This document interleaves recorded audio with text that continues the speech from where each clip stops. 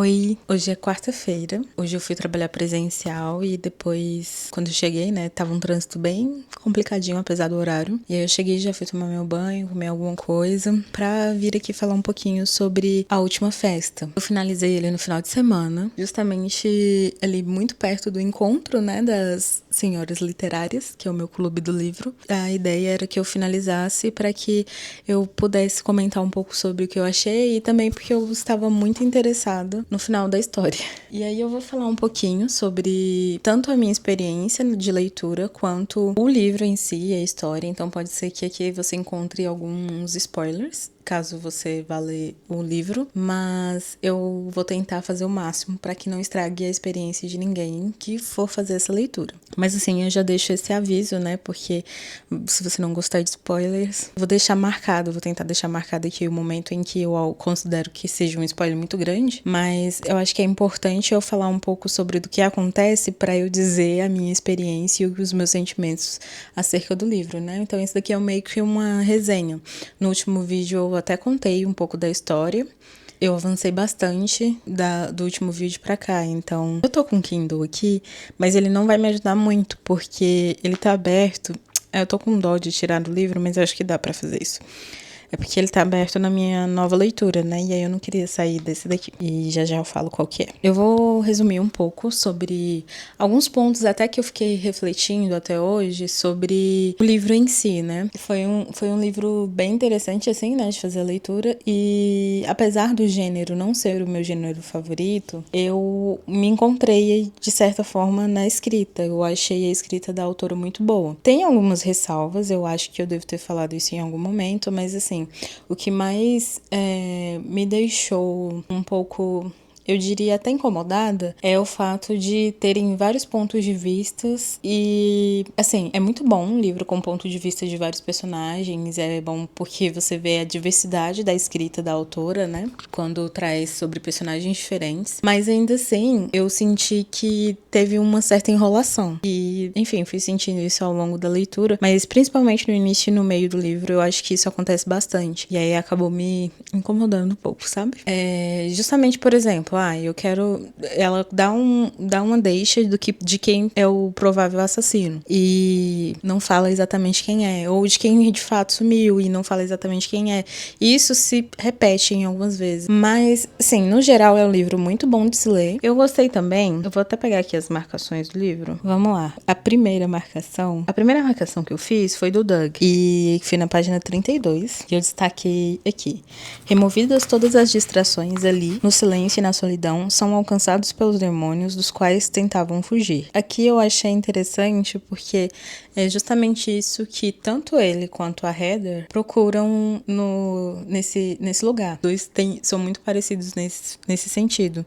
Voltando na questão da enrolação, fiquei muito agoniada porque a autora não falava o que de fato o Doug fez. E quando ela finalmente falou o que ele fez, eu não achei tão absurdo. Não sei se foram as justificativas que foram dadas do ponto de vista dele, ou enfim. Mas aí eu falei, você enrolou pra me falar que foi isso? Ele era um fuzileiro naval. Agora ele é um guarda-caça, né, naquele local ali. Estava ele e toda a equipe, exército, enfim, em um lugar. E aí chegou uma criança e ele era como se fosse o sniper ali. E essa criança chegou naquele território muito esquisita, parece que tava com a roupa meio rasgada, alguma coisa assim. Ou era com um moletom muito grande. Eu acho que era mais um moletom muito grande. Ele era uma possível ameaça. Então a função do Doug ali era proteger os demais e ele tinha que atirar na criança. Só que ele paralisou, totalmente compreensível. No final das contas, essa criança se explodiu e explodiu todo mundo.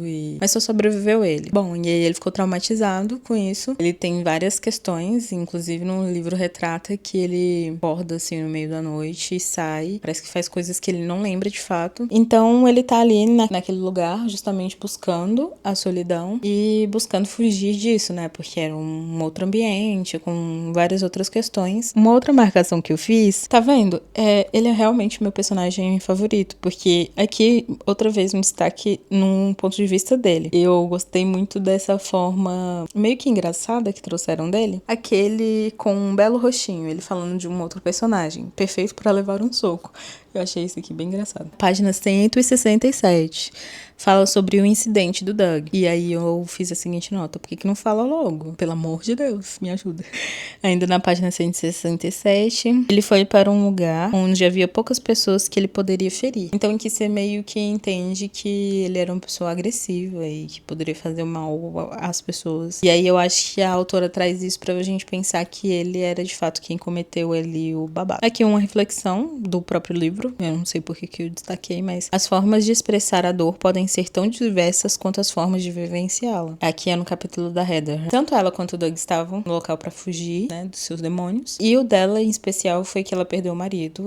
Ela tinha um relacionamento maravilhoso, ele era o amor da vida dela. E ele morreu tentando fazer o bem, ou tentando fazer mais do que ele deveria. Ele era um bombeiro, e ele procurou salvar uma pessoa em específico, mesmo não tendo, né, chances altas ou reais de que ele fosse sobreviver ou a pessoa que estava lá. E acabou que ele realmente faleceu. E aí ela ficou muito brava com ele por ter tomado essa decisão. E uma das formas dela lidar com o luto dela foi aceitando esse emprego pra se distanciar tanto dos parentes, aquela vida que ela tinha. Que quando o livro traz sobre até ela nesse ponto de vista de que ela tá fugindo de alguma coisa muito ruim, que eu imaginei que fosse alguma coisa muito ruim que ela poderia ter feito, mas não foi bem isso, né? Era, na verdade, algo muito ruim pelo qual ela passou e estava passando ainda. Bom, na página 170, são poucas, tá? Então, na página 174 eu destaquei o seguinte: me sentia muito sozinha, mas quando estava cercada de pessoas. Tá. Me sentia muito mais sozinha quando estava cercada de pessoas. Às vezes eu tenho uma certa dislexia, tá? A Heather, ela... Bom, falou isso, não tem erro. Eu não sei se foi a Heather ou foi a Katie. Na página 193 da Katie, falando sobre a Miranda, ela diz assim: é um comentário mesquinho demais, até mesmo para a Miranda. E fim das minhas anotações deste livro. Eu vou voltar aqui pra falar um pouco mais sobre os outros personagens, além do Doug e da Heather, mas eu gostaria de destacar que, pra mim, eles têm uma profundidade que todos os outros personagens não têm, com exceção da Miranda, mas eu acho que é porque a Miranda, a autora, acaba falando muito mais dela, né? E a história meio que gira em torno dela. Mas eu shippei muito eles dois juntos. Queria que tivesse alguma fanfic deles, eu não consegui encontrar. Mas eu queria algum fanfic deles, assim, ou algum spin-off, sabe? A Lucy Foley poderia fazer isso. Porque eu queria saber muito como eles desenvolveram o relacionamento deles. Que eu acho que aconteceu. Na minha mente faz muito sentido e eu gosto de acreditar nisso, sabe? Apesar de que os dois precisam, né, se curar dos seus traumas. E a Heather, ela tem uma questão com esse negócio de querer tirar a própria vida, né? Os outros personagens. Voltando a falar um pouco da personagem da Miranda, eu lembro que no último vídeo eu falei que ela era muito segura de si, né? Isso incomodava as pessoas e que poderia incomodar a gente também enquanto leitor, e era muito fácil de odiar ela, entre outras coisas. E aí eu mudei essa minha opinião. Eu não acho que ela era muito segura de si. Na verdade, eu acho que ela era muito insegura e ela precisava das pessoas estarem provando pra ela que ela era importante, ou que ela significava na vida delas, ou que elas tinham que dar atenção pra ela, entendeu? Então, não era muito segura de si. E também acho que ela era uma pessoa de fato muito mesquinha. No livro, a gente vê que ela toma algumas atitudes que não são de amiga. Inclusive, foi uma coisa que as meninas comentaram no clube de leitura, que eu também pensei durante a leitura toda, é que eles de fato não eram amigos. Eram 9 pessoas que em algum momento foram amigos. Eu acho que, para além de não serem amigos, estavam quase se tornando inimigos, assim. Eles se odiavam. Por exemplo, a Katie conseguir identificar qualidades na Miranda e vice-versa, você vê que o que sobressai ali é a falta de amor mesmo para essas pessoas. E uma ressalva, ou um ponto que eu poderia destacar quanto a isso, é que eu acho que a Katie era amigo de fato do Nick, ela gostava dele. Mas assim, essa amizade não é muito bem explorada no livro, porque acho que também não tem tempo. Aí o livro vai e volta, tentando dar indícios pra gente de quem poderia ter sido a pessoa que desapareceu. A pessoa desaparecida foi a Miranda, e morta também. Eles estão ali no final do ano novo, e aí eles estão tentando ter um momento legal. A Miranda tenta fazer ali jogos, o Twister, o nome, e aí alguns deles jogam, bebem bastante, quebram uma mesa. Uma outra pessoa que não tem um ponto de vista dele no livro, esse é o nome dele agora, mas que é o par romântico da Emma, que é super vidrado na Miranda, toca de forma indevida na Miranda e, enfim, tem todo um rolê, eles discutem. Ele é mostrado como uma pessoa agressiva, violenta. Esse personagem, ele fala pra Miranda que vai contar um segredinho sujo do Julian. E nisso, a Miranda, em alguns pontos de vista, ela acaba deixando claro qual era o segredinho, né? Que ela pensava que essa pessoa ia contar pra ela. Mas, na verdade, não era o segredinho que ela estava pensando, porque o Julian está envolvido. Enfim, ele chantageia pessoas pra conseguir coisas. E aí ele usa as informações privilegiadas que ele tem pra chantagear pessoas e conseguir bastante dinheiro. E ele acaba envolvendo a Miranda, o relacionamento deles está muito abalado. Ela tá desgostando dele, mas ainda assim ela quer ter um momento bom com ele, não sei o quê.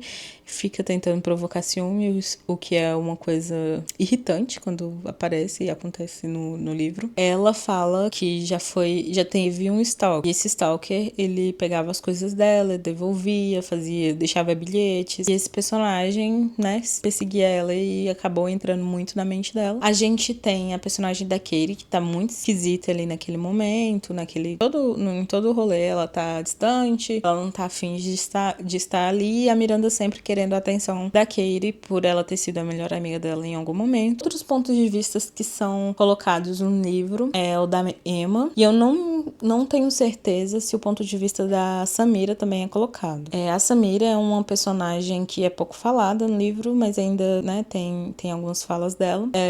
Tem algumas cenas com ela. Ela é mãe, esposo dela, que eu também esqueci o nome, também era parte ali do grupo, enfim. E a Miranda já teve um caso com ele. Quando eles estão fazendo ali um jogo de verdade ou consequências, ela deixa claro que já ficou com alguém do grupo e aí depois você descobre que foi com ele. Tudo isso é plantado no livro pra gente começar a desconfiar de algumas pessoas. Por exemplo, da Samira, pelo fato dela ser mãe e tudo mais, a Miranda começa a fazer algumas piadas e muito de mau gosto, ou falar algumas coisas insultando ela mesmo, e assim, deu muita raiva nesses momentos. E o fato das pessoas não responderem ela, eu acho que foi o que mais me incomodou. Pra além disso, nesse jogo, a Katie escolhe uma consequência, a Miranda faz ela entrar no lago congelado. A gente tem a Emma, que tá super vidrada pra deixar tudo muito certinho, pra que as pessoas tenham um bom momento, principalmente a Miranda, porque ela tem meio que essa obsessão com a Miranda. A Miranda descobre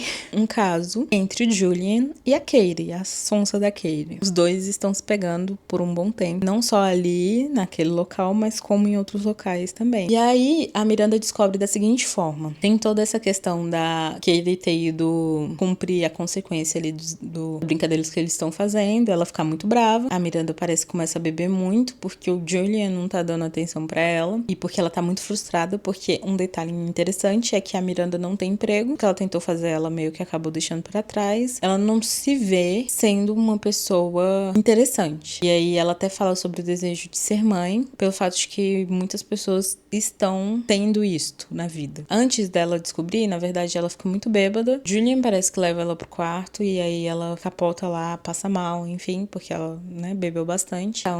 Uma pessoa que ela obriga a beber nesse jogo de verdade ou consequências é o marido da Emma. Mais uma vez eu esqueci o nome, mas é o marido da Emma. A Miranda fica no quarto, acorda passando mal, enfim, sozinha. E aí ela pensa, poxa, tá todo mundo se divertindo de volta na casa, eu tenho que voltar pra lá porque eles não podem se divertir sem mim. No caminho, ela percebe que a sede tá com as luzes apagadas e só tem um local com a luz acesa, que é a sauna. E que ela encontra lá o Julian e a melhor amiga dela, a Katie. E aí tem toda uma briga, nananã. Nesse rolê, ela vai atrás do guarda-caça, que era uma pessoa que ela tava usando ali meio que pra provocar ciúmes do Julian. Tenta ficar com ele não deixa.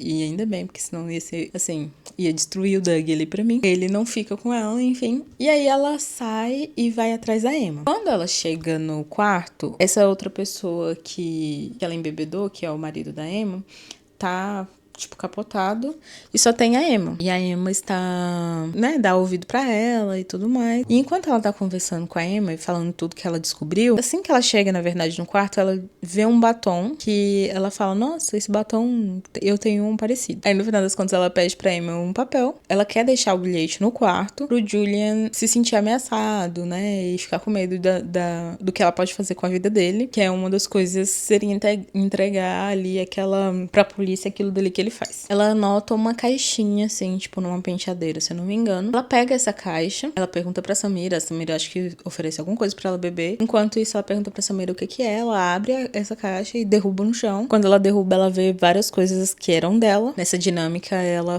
entende que quem era o stalker dela era a Emma. E aí ela começa a questionar por que ela fez isso, não sei o que. A Emma, vendo ali que ela foi descoberta, ela tenta culpar o Mark, dizendo que na verdade ele era o stalker dela. E aí não faz muito sentido, a Miranda não acredita nisso. E ela sai ali meio desesperada, com medo, correndo, falando assim, ah, que loucura é essa que eu me meti. Eu tenho que sair daqui porque essas pessoas que eu confiava e que achava que eram meus amigos fizeram tudo isso comigo. A Emma vai atrás dela e nesse ponto o livro começa a explicar quem é a Emma de fato, né? No ponto de vista da Emma. A Emma explica ali que ela sempre foi uma mini psicopata, mesmo na escola. Ela procurava pessoas com personalidade interessante pra se tornar o projeto dela. Era uma pessoa que ela imitava, que ela perseguia, que ela absorvia tudo que ela podia, 100% dessa pessoa. E, né, tentava ser amiga, enfim. E ela fez isso com a Miranda. Tanto é que é por isso que ela se veste tão parecida, que ela pintou o cabelo, que ela perdeu peso,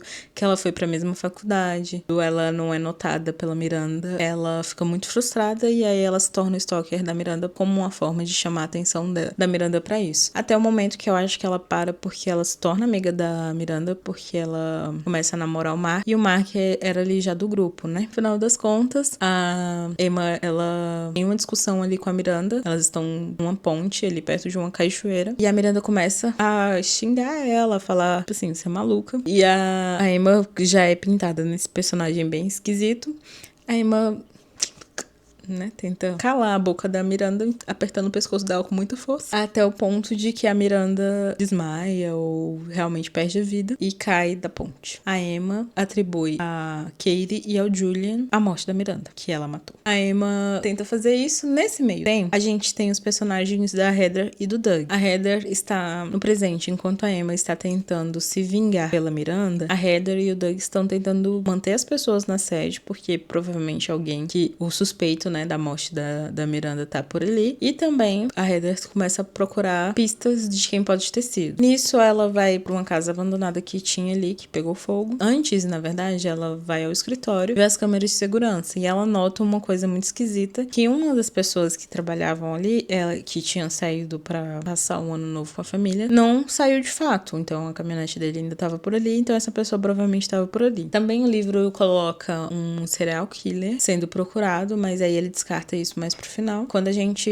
vê ela procurando ali o Ian. E aí ela vai até essa casa, faz o possível pra entrar nesse lugar, mesmo sendo inacessível. E nesse caminho, ela tenta falar com o Doug. Na verdade, o Doug tenta falar com ela e ela meio que corta ele, porque ela tá muito empolgada. Na verdade, tá muito concentrada em tentar achar o Ian. E aí ela vai até esse lugar e meio que perde conexão com o Doug. E na mente dela, ela, poxa, eu tô me colocando em risco, vou fazer do mesmo jeito. Entra nesse lugar.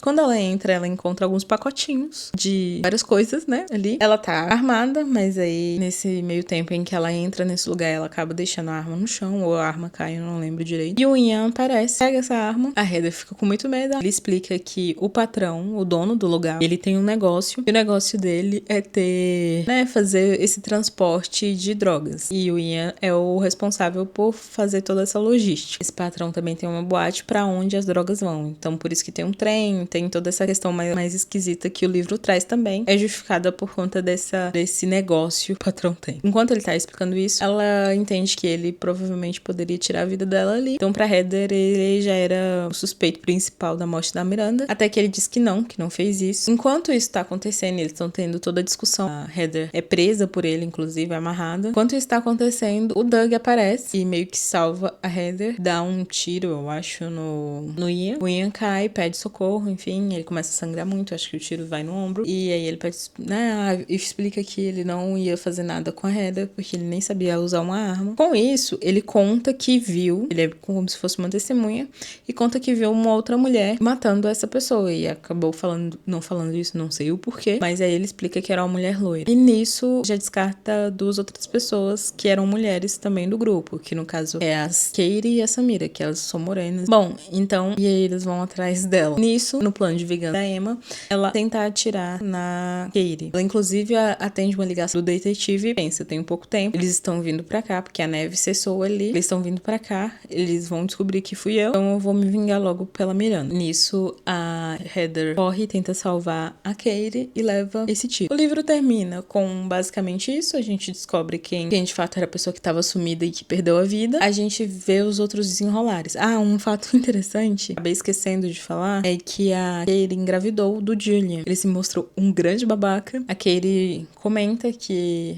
né, ele fugiu e é só ela e a criança, que é uma menina. Eu fiquei, poxa, espero muito que a autora não enfie o nome da Miranda no filho dessa criança, porque ia ser muito esquisito. E ela fala qual foi a consequência ali pra Emma. Ela pegou 4 anos de prisão, aparentemente, e, né, o laudo de psicopata ou de, sei lá, qual laudo que ela teria. Voltando nos personagens favoritos do livro, o Doug e a Heather. A Heather foi parar no hospital, o Doug muito preocupado com ela.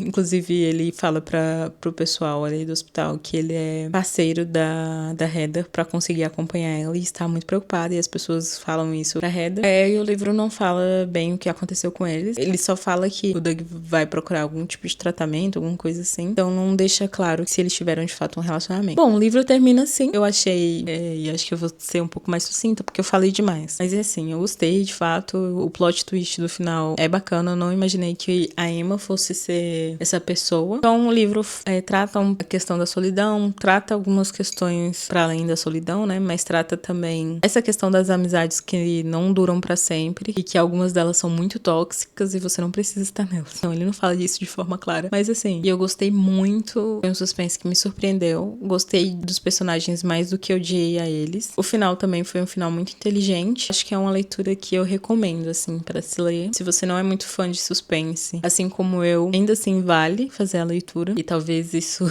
se mude, né, daqui pra frente. Acho que depende muito da escrita, né, da dinâmica do livro. Mas esse daí eu recomendaria, até pra quem não gosta tanto, assim, do gênero. Para a surpresa de 0 pessoas, eu estou lendo George R. Martin, esse livro aqui, Fogo e Sangue. O próximo mês, a gente vai ter a volta da Casa do Dragão, se eu não me engano. E eu queria muito finalizar esse livro, porque eu gosto da história dos Targaryen. Nossa, tá até um pouquinho sujo. E também, acho que é um desafio que vale a pena eu cumprir. É um calhamaço. Essa daqui é a versão em inglês dele. Eu não tô lendo em inglês, porque eu de fato quero terminar o livro. Eu já li um pouquinho dele em inglês. Essa edição aqui, inclusive, eu vou falar um pouquinho sobre isso. Calma aí, deixa eu só arrumar o microfone. Prontinho. Acho que assim ficou bom. É uma edição belíssima, assim. Eu comprei ela assim que a série saiu, que eu fiquei fissurada na série. Eu acho que reviveu essa minha vontade de saber mais sobre o universo de Game of Thrones. E aí eu tinha iniciado a leitura nessa edição aqui em inglês e achei um pouco difícil. Então eu fiz uma pausa. Iniciei ela em português no Kindle. Avancei bastante até. E tinha parado. Acho que no Kindle eu tinha parado a leitura em 16 ou 17%. Que foi